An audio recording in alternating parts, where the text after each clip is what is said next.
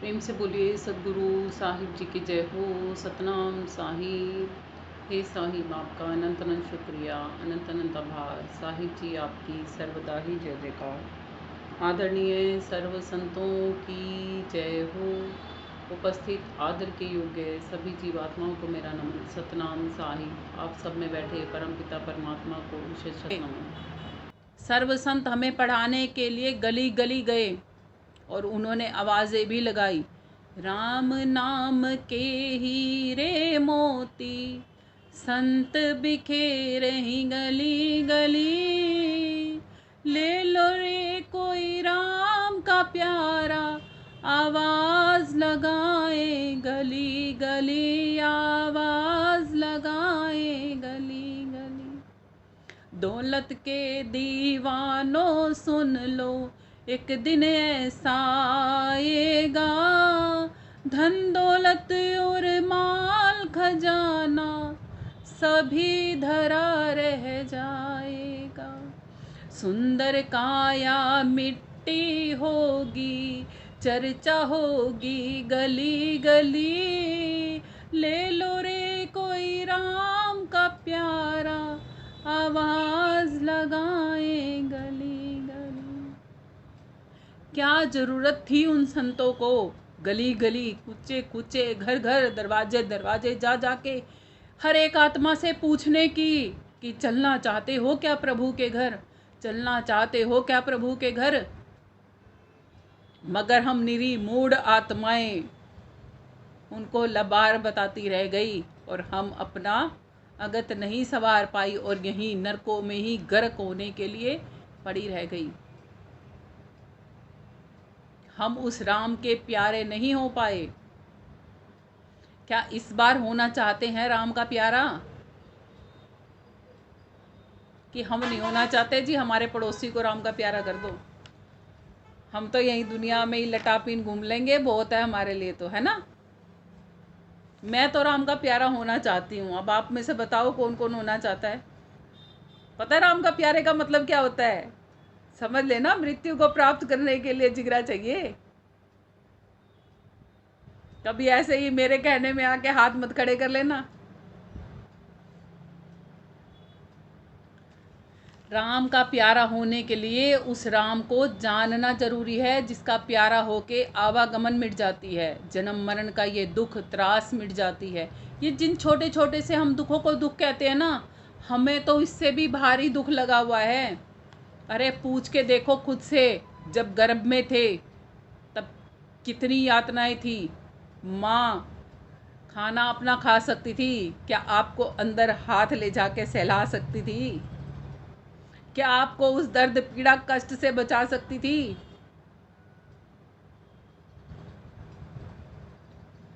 जो भी वो खाती पीती थी वो आपके शरीर पे से कैसे एहसास करवाता वो आपको जाता था। फिर उस योनि में से क्या बाहर निकलना सरल ही पड़ा था? क्या मौत सिरहाने पर नहीं थी उस माँ के भी और आपके भी? और फिर क्या बाहर आके हंसना रोना आसान था, सांसें लेना आसान था, माँ का दूध पीना आसान था? यदि कोई हमें बचपन में भी हमारी इस काया को संभालने वाला ना मिलता तो शायद हम एक जगह पड़े पड़े ही सड़के मर जाते। हमारे नीचे कोई गीला सूखा करने वाला नहीं होता, हम तो आते ही आसताई हो गए। और फिर हम कहते हैं भक्ति मुश्किल। क्या जीना आसान है? क्या जीने के लिए जो हर रोज संघर्ष कर रहे हो वो आसान है? हर रोज घरों की टेंशन, बिजनेस की टेंशन, नौकरियों की टेंशन, क्या ये सब कुछ आसान है? कभी किसी की चिंता तो कभी किसी की चिंता, क्या ये सब कुछ आसान है?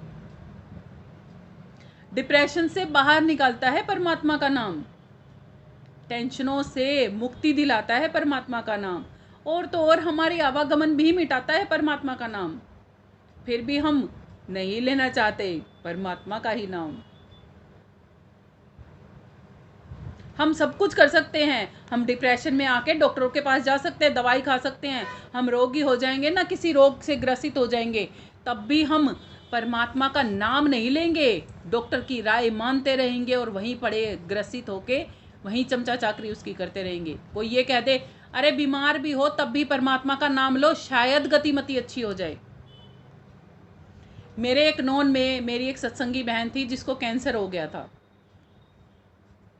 मेरा उससे मिलन हुआ, मैं उसके पास गई, उसके घर पे गई, बड़ी परेशान, बड़ी डिस्टर्ब थी कि हाय सुनीता अब तो साधना नहीं होती, अब तो मुझसे कुछ नहीं होता। मैंने कहा क्यों नहीं होता? मैंने कहा सच्ची पूछेगी ना, तुझे कैंसर हुआ है ना, खुशी मुझे है, आज मुझे हो जाता। तो कहती है ऐसा क्यों बोलती है, पता है कितनी पीड़ा, कितना दर्द, कितना कष्ट होता है। मैंने कहा गर्भ में पता है उससे भी ज़्यादा पीड़ा और कष्ट था हमें। अरे तेरे तो दोनों हाथों में लड्डू हैं, अगर दुनिया से चली गई इतनी भक्ति कर कि परमात्मा तक पहुंच जाएगी, अगर दुनिया में रहेगी तो परमात्मा के गुणगान गाना। बता क्या दिक्कत है, दोनों तरफ में ही तो फायदा है। अच्छी बोलो, दुनिया के कष्टों से, पीड़ाओं से मुक्ति मिल जाएगी।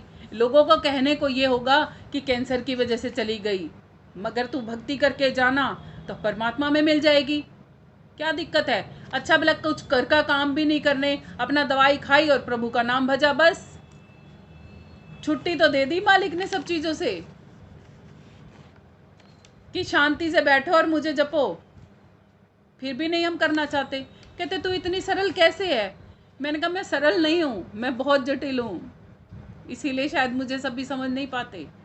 मैंने कहा अब देख तेरी टेंशन भरा फेस कैसा हो गया, शांत हो गया ना बिल्कुल।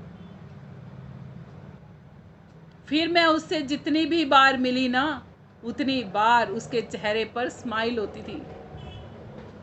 कहती ऐसा लग रहा है आज की जैसे सारी टेंशन है ना तूने हर ली हूँ। अरे मैं कौन थी हरने वाली, वो तो मालिक का संदेश था जो उस आत्मा तक पहुँच गया कि जिएंगे तो परमात्मा के गुणगान करते रहेंगे उसमें मिलने के लिए, और चले जाएंगे तो उसी में मिल जाएंगे, इतनी भक्ति करेंगे। मगर नहीं, हम तो दुनियावी है ना, दुनिया में ही घूमते रहना चाहते हैं, धन दौलत इकट्ठा करने में, बाल बच्चों को पढ़ाने लिखाने में, उनकी शादियां करने में, हैं मकान आदि बनाने में, गाड़ियां बंगले खड़े करने में, इन्हीं में ही तमाम उम्र बिता देना चाहते हैं। कौन जानता है प्रभु का नाम, कौन लेना चाहता है उसे? कोई नहीं। जब तक सत्य नाम को नहीं जानोगे भव जग जीत नहीं पाओगे, आवागमन के इस चक्रव्यूह में फंसे ही रह जाओगे। उस परमात्मा का प्यारा होने के लिए वो राम नाम केवल मुख से बोलना नहीं होता, जानना होता उस राम के नाम को। जैसे जब कोई मुर्दा हो जाता है ना, तो जो कंधा देते हैं ना, वो भी क्या बोलते हुए लेके जाते हैं उस अर्थी को उठा के, राम नाम सत्य है, सत्य बोलो गत्य है। सत्य बोलते भी नहीं, सत्य सुनते भी नहीं, सत्य को जानना भी नहीं चाहते, तो फिर भला गति कहाँ होगी हमारी? वो शब्द क्या केवल उस मुर्दे को सुनाए जा रहे होते हैं? नहीं, हम जिंदे मुर्दे जो बने पड़े हैं हमें सुनाए जा रहे होते हैं कि राम का नाम जान लो। उस सत्य में, उस राम के नाम के सत्य में ही हमारी गतिमति, आत्मा की गतिमति छुपी हुई है। यदि नहीं जाना आज भी तो फिर मत कहना कल को कि किसी ने चेताया नहीं था। हर एक लाश पे हम ये बात सुनते हैं, हर एक मृत्यु पे हम ये बात सुनते हैं, फिर भी जरा नई नेक चेतना आती हमारे अंदर में, फिर भी हम जड़ की भांति उस मुर्दे को जला के आ जाते हैं और आके वापस से ही उस संसार में गुम हो जाते हैं। आखिर क्यों? कौन सा वो दिन आएगा कि जब हमारी रूह कांप जाएगी? क्या हमारे आसपास के सब जने एक के बाद एक खत्म होने लगेंगे तब जागेगी? अब कोरोना काल आया था पीछे, कितनी मौतें ऐसी हुई कि घर के लोग जनाजा तक भी नहीं उठा पाए, तब भी नहीं जगने का दिल किया हमारा, तब भी नहीं हमारी रूह कांपी कि हम कहाँ कैद होकर रह गए। कब, कौन सा दिन वो आएगा कि जब हम चेतेंगे, जागेंगे और भक्ति करने के लिए तैयार हो जाएंगे। कितने ही गए हैं ना कोरोना काल में, कंधे भी नसीब नहीं हुए लोगों को। हमारा पता है क्या, हम कहाँ मरेंगे, कैसे मरेंगे, घर में मरेंगे कि बाहर मरेंगे, छत पे मरेंगे कि धरती पे मरेंगे, पता है हमारा कुछ? सोते हुए मरेंगे कि जगते जगते मर जाएंगे, बैठे बैठे मरेंगे कि खड़े होके मरेंगे? जब नहीं पता तो फिर पता करने की जरूरत भी नहीं है, नहीं है ना? जरूरत है? जब पता करने की जरूरत है तो पहले सत्य को जानना जरूरी है। सत्य कौन है?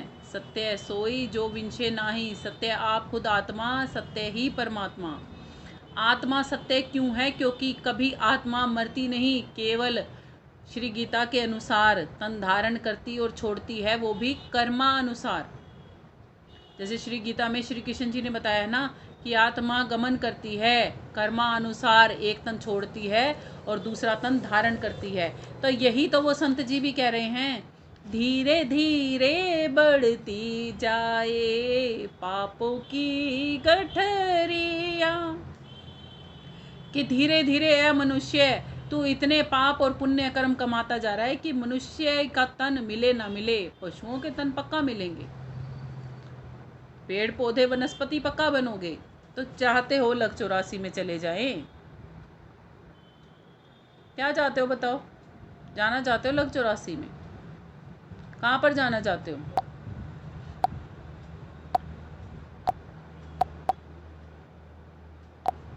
कौन सी जगह पर जाना चाहते हो बताओ? लक 84 में जाना चाहते हो? मनुष्य के तन में आना चाहते हो? मनुष्य के तन में आना चाहते हो वापस से?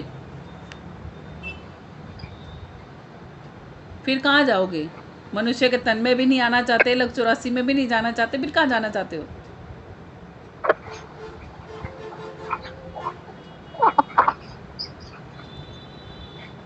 कहाँ जाना चाहते हो? परमात्मा के पास जाओगे? परमात्मा के पास, साहिब के पास, अपने घर अमरलोक। अच्छा, उसके लिए क्या क्या करना है पता है? उसके लिए सबसे पहले खुद को जानना जरूरी है। खुद को जानने के बाद इस मन को साधना और ये जो इंद्रियां हैं इनका दान करना आना जरूरी है। फिर जो वो दान लेने वाला बैठा है इंद्रियों का, उसको दान करना जरूरी है। जब कहीं जाके वो खेवनार आएगा आपकी नौका को खे के ले के जाने के लिए इस वैतरणी नदी में से।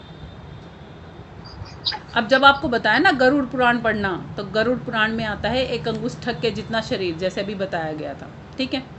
उस अंगुष्ठक के जितने शरीर में आत्मा को रखा जाता है 13 दिन तक के लिए, और कहा जाता है कि भाई इंद्रियां दान नहीं की तूने तो इसलिए तुझे इसमें नहीं चढ़ने दिया जाएगा। और जो इंद्रियां दान करना जानता है वो इंद्रियां दान करके ही इस शरीर को छोड़ता है।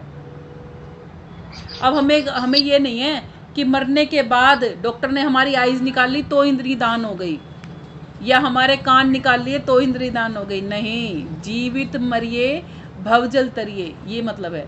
जीवित मरिए भवजल तरिए में क्या करना होगा? जीवित मरिए भवजल तरिए में जीते जी इंद्रियों को कैसे छोड़ के इंद्रियों से परे जाया जाता है वो सीखना पड़ता है। वो हम सीखेंगे कब? जब तक हम अपने मन की ही मानते रहेंगे तब तक तो ये काम पॉसिबल है ही नहीं।